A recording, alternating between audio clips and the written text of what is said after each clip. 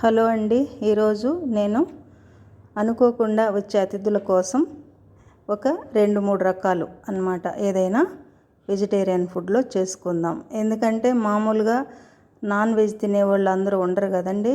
కొంతమంది non veg తినరు. Vegetarian తినేవాళ్ళ కోసం నేను ఫస్ట్ పప్పు చేయబోతున్నాను. ఫస్ట్ ఈ విధంగా పప్పు 1 కప్ అండి.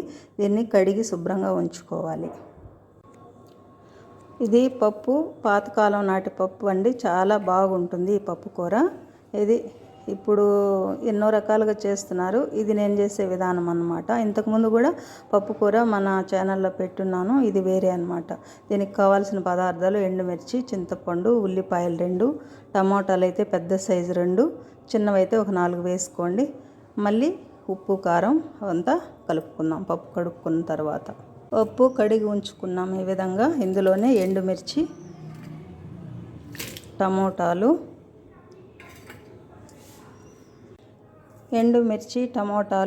ఇందులోనే తగినన్ని వాటర్ వేసుకొని మనం పొయ్యి మీద పెట్టి ఉడికించుకోవాలి. ఈ పప్పుని కుక్కర్లో ఉడికించకూడదు. ఇదో రకం అన్నమాట.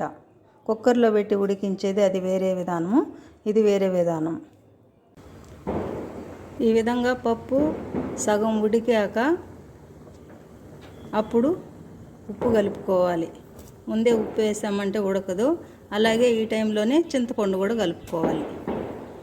కలుపుకొని బాగా ఉడికించుకోవాలి. పప్పు బాగా ఉడికిపోయింది. ఇందులో ఎక్సెస్ వాటర్ అంతా పక్కకు తీసేసి మెదుపుకోవాలి.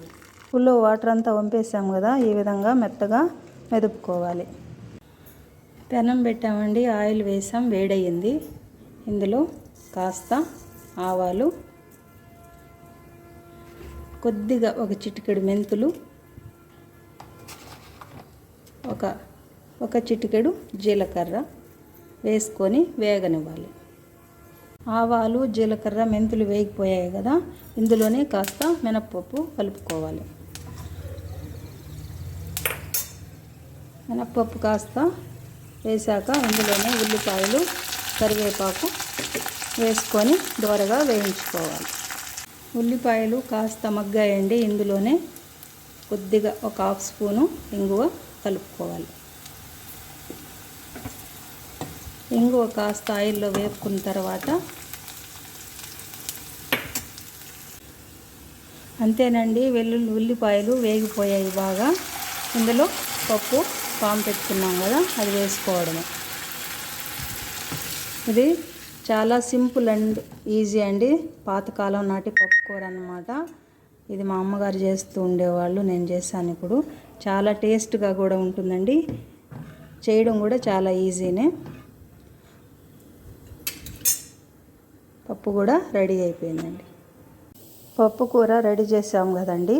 ఇప్పుడు మన ఇంట్లో ఏ వెజిటబుల్స్ ఉంటే ఆ వెజిటబుల్స్తో ఈజీగా మనం తాళింపు చేసుకుందాం. ఇవి వచ్చేసి పందిడి చిక్కుడుకాయలు అంటారండి. వీటిని ఈ విధంగా ఒలిచి శుభ్రంగా కడిగి పక్కన ఉంచుకోవాలి. ఇవి వచ్చి ఒక 1/4 కిలో ఉంటాయండి. అలాగే దీనికి కావలసిన పదార్థాలు: వెల్లుల్లిపాయలు, ఉల్లిపాయలు, కరివేపాకు, రుచికి సరిపడా ఉప్పు, కారం, పసుపు. ఇంతేనండి.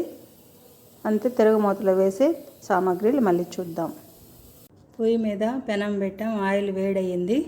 వేడయ్యాక కాస్త ఆవాలు, కాస్త జీరా వేసి వేగనిచ్చి, కాస్త మినప్పప్పు, కాస్త పచ్చెనగపప్పు వేసి వేగనివ్వాలి. పచ్చెనగపప్పు వేగిపోయింది. వేగిపోయాక ఉల్లిపాయలు వేసేయాలి. అలాగే పచ్చగా దంచుకున్న వెల్లుల్లిపాయలు కూడా వేసుకోవాలి. ఇందులోనే వేసుకొని వేపుకోవాలి. ఇవి కాస్త మగ్గనిచ్చి మళ్ళీ ఉప్పు కారం కలుపుకున్నాం. ఉల్లిపాయలు కాస్త మగ్గాయి. ఈ టైంలోనే ఉప్పు, కారం, పసుపు వేసుకునేయాలి. వేసుకొని అందులోనే కరివేపాకు వేసుకొని కాస్త వేపుకోవాలి. ఉప్పు కారాలు కాస్త మగ్గాయి కదా, ఇప్పుడు చిక్కుడుకాయలు కడిగి ఉంచుకునేటివి అందులో వేసుకోవాలి. అందులో వేసి బాగా మిక్స్ చేసుకోవాలి. మిక్స్ చేసుకొని సన్న మంట మీద ఉడకనివ్వాలి. అదేవిధంగా కాస్త ఆయిల్లోనే పచ్చి వాసన పోయేదాకా కాసేపు కాయల్ని మగ్గనివ్వాలి. కాయలు బాగా ఆయిల్లో కాసేపు పచ్చివాసన పోయేదాకా మగ్గాయి. ఇప్పుడు తగినన్ని వాటరు కలుపుకోవాలి. ఎక్కువ వాటర్ కలుపుకున్నామంటే మళ్ళీ వంచేయాల్సి వస్తుంది. కాయల్లో నుంచి వాటరు కాయలు ఉడికిపోయిన తర్వాత ఎక్సెస్ వాటర్ అయిపోతాయి. దీనికి తగు మాత్రంగా మితంగా కాయలు ఎన్ని ఉన్నాయో అన్ని వాటర్ పోసుకుంటే మనకు బాగుంటుంది. పోషక విలువలు కూడా పోవు. కాయల్లో ఇప్పుడు కానీ ఉడకబెట్టి నీళ్ళు వంచేయకూడదు. ఇదే విధంగా వాటర్ పోసేస్తాం కదా, కలుపుకొని కాసేపు ఉడకనించి దించుకోవాలి. అంతేనండి, చిక్కుడుకాయ ఫ్రై కూడా రెడీ అయిపోయింది. అంతేనండి, చిక్కుడుకాయ ఫ్రై రెడీ అయిపోయింది. పప్పు కూర కూడా రెడీ అయిపోయింది. ఇప్పుడు రసం చేసుకున్నాం. రసానికి కావాల్సిన పదార్థాలు: 2 టమోటాలు, తగినంత చింతపండు, కొత్తిమీర, కరివేపాకు, ఎండుమిర్చి. ఇది వచ్చేసి ఉప్పు, పసుపు, జీలకర్ర పౌడరు, మిరియాల పౌడరు, ఇంగువ. దీనికి కావాల్సిన ఇంగ్రీడియంట్స్ అన్నమాట. చింతపండు మీరు ఎన్ని రసం అయితే పెట్టుకుంటారో ఎక్కువ క్వాంటిటీ అనుకోండి, దానికి తగినంత వేసుకోండి. తక్కువ అయితే తక్కువగా వేసుకోండి. వాటర్ కలుపుకునేటప్పుడు మీరు చూసి కలుపుకోండి. ఎందుకంటే ఎక్కువ చప్పగా ఉంటే కూడా రసం బాగుండవు. అలా అనేసి మరీ ఎక్కువ పులుపు ఉన్నా బాగుండవు. మీడియంగా పులుపు ఉండేటట్టు చూసుకోండి. చింతపండు ఫస్ట్ నానబెట్టుకుందాం. ఈ విధంగా చింతపండు బాగా మెత్తగా నానేంత వరకు కాసేపు నానబెట్టుకుందాం. చింతపండు నానబెట్టుకున్నాం కదా, దాన్ని ఈ విధంగా నీట్గా పిసికేసి ఆ గుజ్జంతా పక్కకు తీసుకోవాలి. అడుగున ఉండి ఏదన్నా తరకలు ఇలాంటివి ఉంటే నిలిచిపోతాయి. చింతపండు పిసికి పక్కన పెట్టుకున్నాం కదా, అందులోనే 2 టమాటాలు వేసి బాగా మెత్తగా అందులోనే పిసుక్కోవాలి, ఆ పులుసులోనే. అలాగే కచ్చాపచ్చాగా దంచుకున్న తెల్లగడ్డలు ఉన్నాయి కదా, అదే వెల్లుల్లిపాయలు, అవి కూడా దాంట్లో వేసి పిసుక్కునేయాలి. నేను ఈ 2 మాత్రం తిరగమూతలో వేయనండి. ఈ టమోటాలు కానీ తెల్లగడ్డలు కానీ దీనిలో వేసి పిసుక్కుంటే రసం చాలా టేస్ట్గా ఉంటుంది. ఇది నా స్టైల్ అన్నమాట. టమోటాలు, వెల్లుల్లిపాయలు బాగా ఇందులోనే మిక్స్ చేసుకున్నాం కదా, ఇందులోనే సాల్ట్ కూడా మన రుచికి ఎంతైతే సరిపోతుందో అంత సాల్ట్ వేసి కలుపుకోవాలన్నమాట. ఈ టైంలోనే మీకు తగినన్ని వాటర్ పోసుకొని ఎంత పులుపు ఉందో ఎంత ఉప్పు ఉందో చూసుకోవాలి. అంతే, కలిపి పెట్టుకున్నాం కదా అంతా పులుపు. ఇప్పుడు ఏం చేయాలంటే పాత్ర పెట్టుకొని ఆయిల్ వేసుకున్నాం. ఇందులో తిరగమాత చేసుకున్నాం. ఆవాలు,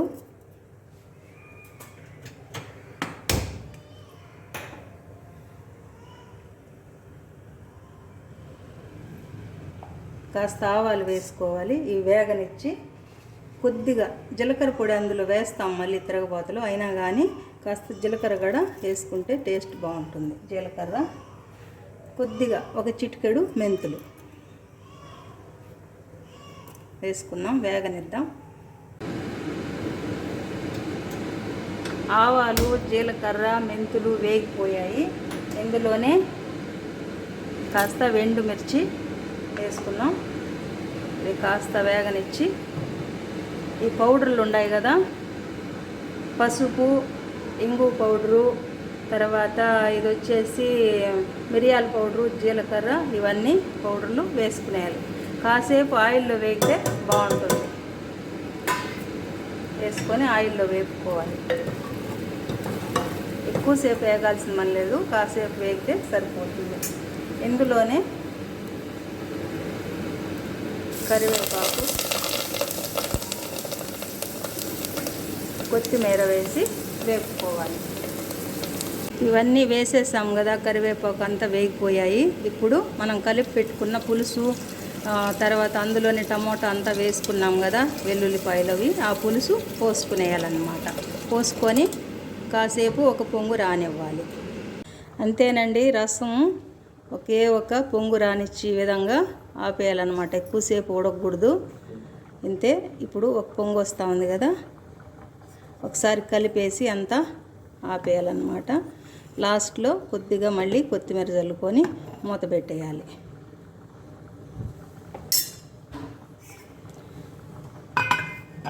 అంతే, మూత పెట్టి ఆపేసాము. రసం కూడా రెడీ అయిపోయాయి అన్నమాట. 4 రకాలు అయిపోయాయండి. పప్పు కూర, చిక్కుడుగాయ ఫ్రై, రసము, పుదీనా చట్నీ చేసేసాను. పుదీనా చట్నీ వీడియో ఎలాగో మిస్ అయిపోయింది, డిలీట్ అయిపోయింది. ఆల్రెడీ నా ఛానల్లో పుదీనా చట్నీ వీడియో ఉంది, దాన్ని చూడండి. ఇంతేనండి. మన ఇంట్లో ఇంకా ఒక 2-3 రకాల నిల్వ పచ్చళ్ళు ఉంటాయి.